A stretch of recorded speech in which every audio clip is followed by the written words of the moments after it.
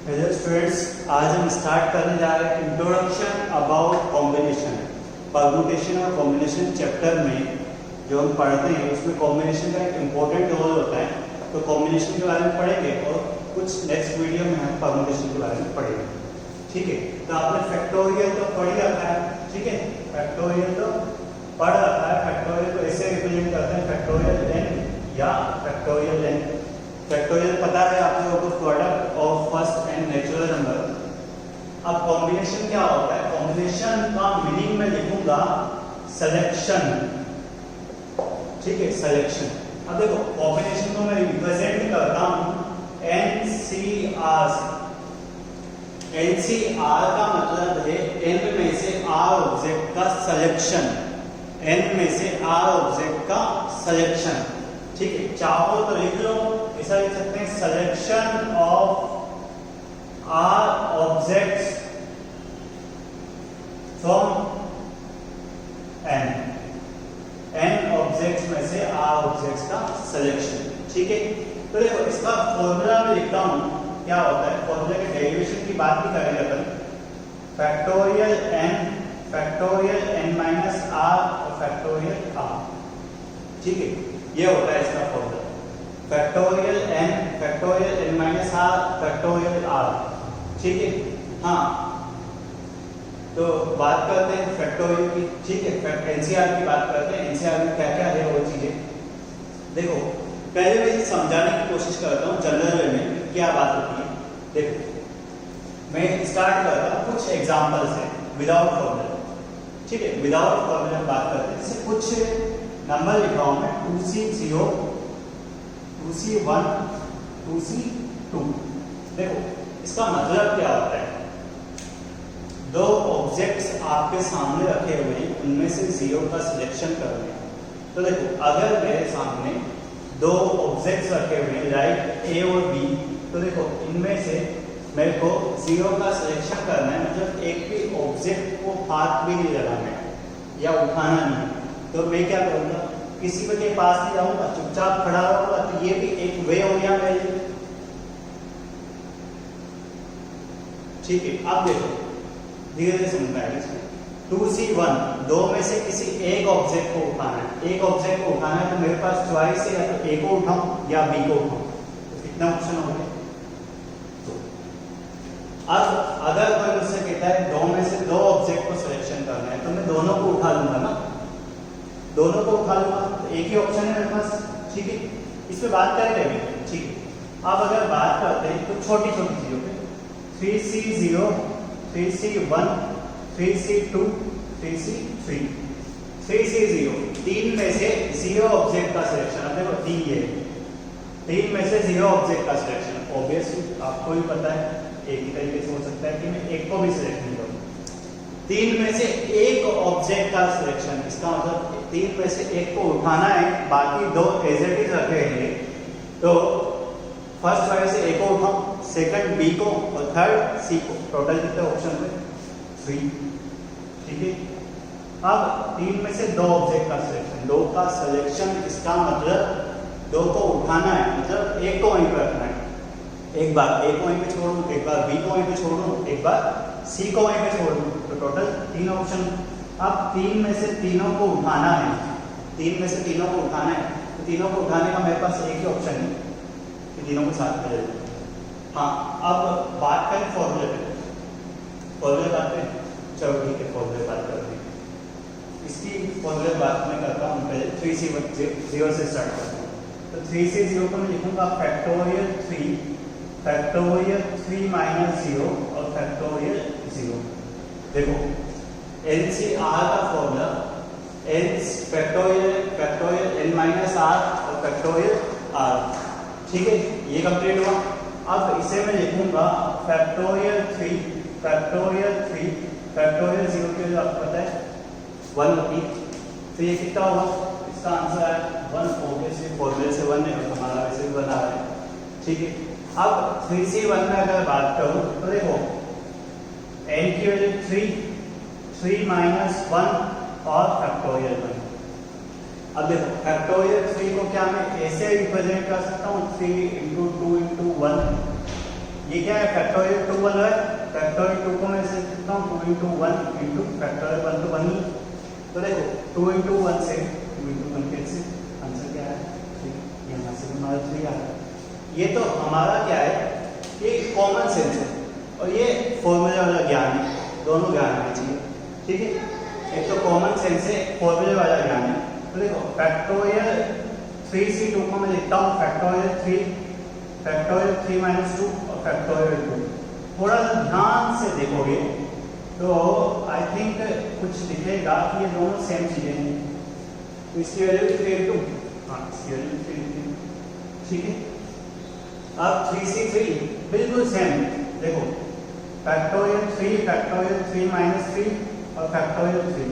I think ध्यान से देखोगे तो फैक्टोरियल 3, फैक्टोरियल 0 और फैक्टोरियल 3 बना, ठीक है। हाँ आगे कुछ फैक्टोरियल निकालने की बात करता हूँ, एनसीआर निकालने की बात करता हूँ। हाँ इस फॉर्मूले का प्रूफ दे देंगे आराम से, जब जरूरत होगी अपना बता दूंगा, ठीक है। हाँ तो आगे बात करें, ये फॉर्मूला लिखा हुआ कैसे आता है। हाँ एक चीज और मैं बात करना चाहूँगा, फैक्टोरियल में एक प्रॉपर्टी जो मैंने नहीं बताई थी शायद, NCR is equal to NCn-R होता है। मैं बताता हूँ, इसका प्रूफ देता हूँ, ठीक है। फैक्टोरियल में NCR की प्रॉपर्टी, ठीक है। और एक और चीज देता हूँ, लिखता हूँ साथ में, NC0 is equal to NCn होता है और इसकी वैल्यू 1 होता है। चाहे बैंक में देख लेना, 3c0 3c3 में देख लिया, 2c0 2c2 में देख लिया, तो 4 वाले की बात करते हैं। मैं एग्जांपल्स ही करते जा रहा हूँ बहुत सारे, और देखो मैं क्या कर रहा हूँ, जनरल थिंग जो आप सोच सकते हैं उससे आंसर निकाल रहा हूँ और फॉर्मूले से आंसर निकाल रहा हूँ। 4c0 4c1 4c2 4c3 4c4। एक बात 4c5 पे लिखा, 4c5 पे लिखा, देखो क्यों नहीं लिखा, सीधी बात, अगर 4 ऑब्जेक्ट हैं मेरे पास, 4 ऑब्जेक्ट अवेलेबल है, तो ऐसा थोड़ी नहीं 4 में से 5 का मैं सिलेक्शन कर लूँ, बेवकूफ़ी होगी ना, ऐसा थोड़ी। ये 3.5 4 ऑब्जेक्ट रखे हुए हैं या 4 बच्चे बैठे हुए हैं, उनमें से 3.5 बच्चों का सिलेक्शन, बेवकूफ़ी होगी ना। हमेशा नेचुरल नंबर की टर्म्स में आएगा, इंटीजर की टर्म्स में, पॉजिटिव इंटीजर, ठीक है। 4c0 देखो NC0 चाहो तो चेक कर लो, देखो 4 ऑब्जेक्ट रखे, 4 में से 0 का सिलेक्शन, मतलब एक का हाथ में लगाना, एक ऑप्शन, 4 में से एक का सिलेक्शन, 4 में से एक का सिलेक्शन, या तो A को उठाओ या B को या C को या D को, 4 ऑप्शन हो गए। हाँ इसकी बारे में बात करते हैं, थोड़ा अच्छी 4 में से 2 का सिलेक्शन। अब देखो 2 का सिलेक्शन में कैसे करता हूँ, अगर यहाँ पे ध्यान से देखते हैं, ठीक है। तो अगर मेरे को 4 ऑब्जेक्ट दिए हुए हैं A B C D, इनमें से 2 के सिलेक्शन की अगर बात करते हैं तो मैं ग्रुप बनाता हूँ, पहले देखते आना बस, A B A C A D, ठीक है, B C C D और B D, ठीक है। टोटल कितने वैसे में 6, ये 6, ये जस्ट हमने जनरल थिंग किया है, फॉर्मूला कोई आंसर नहीं है इसमें, ठीक है। फॉर्मूला से आंसर बाद में निकाल लेंगे। 6 4c3 4 में से 3 का सिलेक्शन, देखो 4 में से 3 के सिलेक्शन की अगर आप बात करते हो तो 4 में से 3 का सिलेक्शन इसका मतलब एक को वहीं पे छोड़ना पड़ेगा, तो एक बार A को छोड़ दूंगा, एक बार B को छोड़ दूंगा, एक बार C को और एक बार D। 4c4 4c2 आंसर, ठीक है। फॉर्मूले यूज करके देखो, ठीक है। फॉर्मूला यूज करके देखते हैं, फॉर्मूला यूज करके देखते हैं। तो फॉर्मूला में बता रहा हूं मैं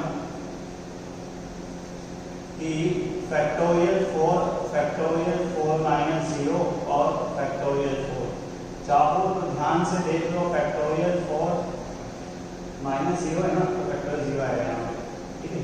फैक्टोरियल 4 और फैक्टोरियल 0 की वैल्यू 1, देखो कैंसिल हो रहा है, ये 1 आ रहा है, ठीक है। और अच्छे से अगर बात करो तो देखो ध्यान से देखना कि 4c1 को फैक्टोरियल 4 माइनस 1 और फैक्टोरियल 1, देखो फैक्टोरियल 4 को लिख सकता हूँ मैं 4 into 3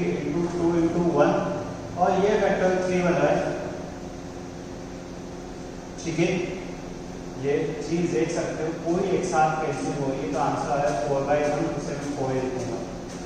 4 से 2 की अगर बात करें तो फैक्टोरियल 4, ठीक है, 4 से 2 है, फैक्टोरियल 4 - 2 और फैक्टोरियल 2।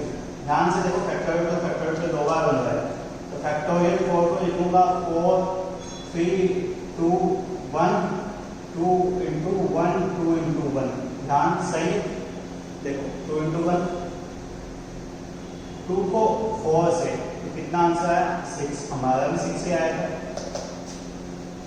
ठीक है।